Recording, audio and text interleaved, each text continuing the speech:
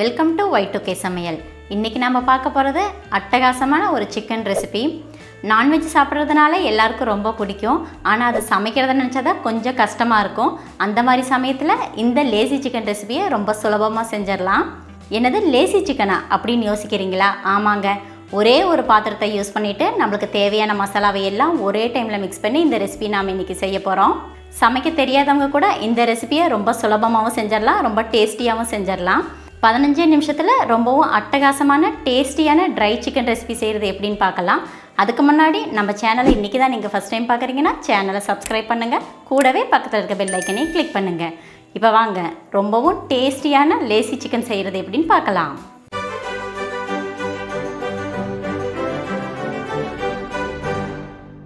இந்த ரெசிபி செய்யறதுக்கு ஃபஸ்ட்டு ஒரு பேன் எடுத்துக்கலாம். அந்த பேனில் நம்ம நல்லா மஞ்சத்தூள் போட்டு வாஷ் பண்ணுனா 1 kg அளவுள்ள சிக்கனை ஆட் பண்ணிக்கலாம். 3 பெரிய சைஸில் இருக்கிற பெரிய வெங்காயத்தை மெலிசாக நீல வாக்கில் கட் பண்ணி ஆட் பண்ணிக்கலாம். காரத்துக்கு 2 டேபிள் ஸ்பூன் அளவுக்கு மிளகாத்தூள் ஆட் பண்ணியிருக்கிறேன். அதுவும் காஷ்மீரி மிளகாத்தூளை நான் ஆட் பண்ணியிருக்கிறேன். 2 டேபிள் ஸ்பூன் அளவுக்கு மல்லித்தூள், 1 டீஸ்பூன் அளவுக்கு சீரகத்தூள், 1.5 டீஸ்பூன் அளவுக்கு கரம் மசாலா, 1 டீஸ்பூன் அளவுக்கு நல்லா ஃப்ரெஷ்ஷாக க்ரஷ் பண்ண பெப்பர் பவுடர், இஞ்சி பூண்டு பேஸ்ட் 1 டேபிள் ஸ்பூன், புளிப்பில்லாத நல்லா கெட்டியான தயிர் 2 டேபிள் ஸ்பூன், கருவேப்பிலை நல்லா பொடியாக கட் பண்ணிவிட்டு அது கூட ஆட் பண்ணிக்கலாம். இந்த ரெசிபிக்கு தேவையான அளவு உப்பு. அவ்வளோதாங்க, நம்ம இந்த ரெசிபி செய்யறதுக்கு தேவையான எல்லா இன்க்ரீடியன்ஸையும் ஒரே டைமில் ஆட் பண்ணிட்டோம். இப்போ இதை வந்து நல்லா ஈவனாக மிக்ஸ் பண்ணி விட்டுக்கலாம். நான் சிக்கனை வாஷ் பண்ணும்போதே மஞ்சத்தூளை போட்டு நல்லா வாஷ் பண்ணிட்டேன். அப்படி நீங்கள் மஞ்சத்தூளை போட்டு வாஷ் பண்ணாமல் இருந்தீங்கன்னா இன்க்ரீடியன்ஸை ஆட் பண்ணும்போது ஒரு 1/4 டீஸ்பூன் அளவுக்கு மஞ்சத்தூளையும் சேர்த்து ஆட் பண்ணிக்கோங்க. நம்ம ஆட் பண்ணியிருக்கிற எல்லா இன்க்ரீடியன்ஸுமே சிக்கனில் எல்லா பாகத்துலையும் படுற மாதிரி நல்லா ஈவனாக மிக்ஸ் பண்ணி விட்டுக்கலாம். நல்லா ஈவனாக மிக்ஸ் பண்ணதுக்கப்புறம் நம்ம ஸ்டவ் ஆன் பண்ணிவிட்டு குக் பண்ண ஸ்டார்ட் பண்ணிட வேண்டியது தான்.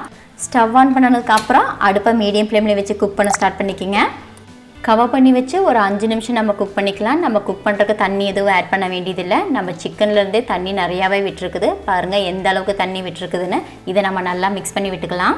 நம்ம தண்ணி ஆட் பண்ணாமல் சிக்கனை குக் பண்ணால் தான் அந்த மசாலா எல்லாம் சிக்கனில் நல்லாவே இறங்கும். அதனால் நம்ம தண்ணியை ஆட் பண்ணலை. இந்த ஸ்டேஜில் இது கூட 3 டேபிள் ஸ்பூன் அளவுக்கு எண்ணெய் ஆட் பண்ணிவிட்டு நல்லா மிக்ஸ் பண்ணி விட்டு குக் பண்ணிக்கலாம். நம்ம சிக்கனை குக் பண்ணுறதுக்கு ஸ்டார்ட் பண்ணும்போதே எண்ணெயை ஆட் பண்ணுறதை விட பாதி குக் ஆனதுக்கப்புறம் எண்ணெயை ஆட் பண்ணி நம்ம குக் பண்ணோன்னா சிக்கன் வந்து சீக்கிரமாகவே வெந்துடும். எண்ணெயோடு சேர்த்து நல்லா சிக்கனை ஈவனாக மிக்ஸ் பண்ணதுக்கப்புறம் திரும்பவும் இதை நம்ம கவர் பண்ணி வச்சு ஒரு 5 நிமிஷம் போல் குக் பண்ணிக்கலாம். குக் பண்ணும்போது அடுப்பை லோ ஃப்ளேமுக்கு சேஞ்ச் பண்ணி குக் பண்ணிக்கோங்க. மொத்தமாகவே இந்த சிக்கன் வந்து 10 நிமிஷம் வெந்தாலே போதும். பாருங்கள், சிக்கனில் இருந்து விட்ட தண்ணியெல்லாம் நல்லாவே ட்ரை ஆகிடுச்சு. நம்ம ஆட் பண்ண எண்ணெய் வந்து தனியாக பிரிஞ்சு வந்துருச்சு. நம்ம நார்மலாக சிக்கன் ரெசிபிக்கு யூஸ் பண்ணுற அதே இன்க்ரீடியன்ஸ் தான் யூஸ் பண்ணியிருக்கிறோம். ஆனால் சமைக்கிற நேரம் மட்டும் ரொம்பவே குறைச்சிட்டோம். பாருங்கள், சிக்கனும் நல்லா பூ போல் வெந்திருக்கு. இந்த சிக்கன் ரெசிபிக்கு ஃபைனல் டச்சப்பாக ஒரு கைப்பிடி அளவுக்கு கொத்தமல்லி இலையை நல்லா பொடியாக கட் பண்ணி தூவிக்கலாம். பொதுவாக நான்வெஜ் ரெசிபியாக இருந்தாலும் சரி, எந்த விதமான கிரேவி ஐட்டம் நீங்கள் செய்கிறதா இருந்தாலும் சரி, அதுக்கு யூஸ் பண்ணுற கொத்தமல்லி இலை நல்லா ஃப்ரெஷ்ஷாக இருந்துச்சுன்னா அந்த கொத்தமல்லி இலையோட ஃப்ளேவர் வந்து அந்த ரெசிபியில் சூப்பராகவே இறங்கும். நம்ம சாப்பிட்றதுக்கு நல்லா வாசனையாக இருக்கும். கொத்தமல்லி இலையை ஆட் பண்ணிவிட்டு ஒன்ஸ் நல்லா மிக்ஸ் பண்ணதுக்கப்புறம் ஸ்டவ் ஆஃப் பண்ணிவிட்டு இந்த சிக்கனை நம்ம எடுத்துடலாம்.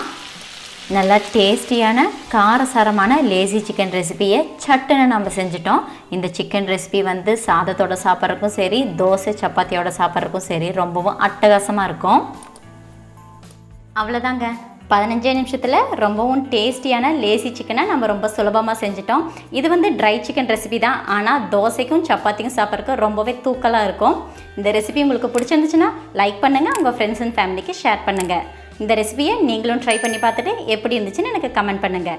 மறுபடியும் இன்னொரு ரெசிபியில் பார்க்கலாம். அது வரைக்கும் பாய்.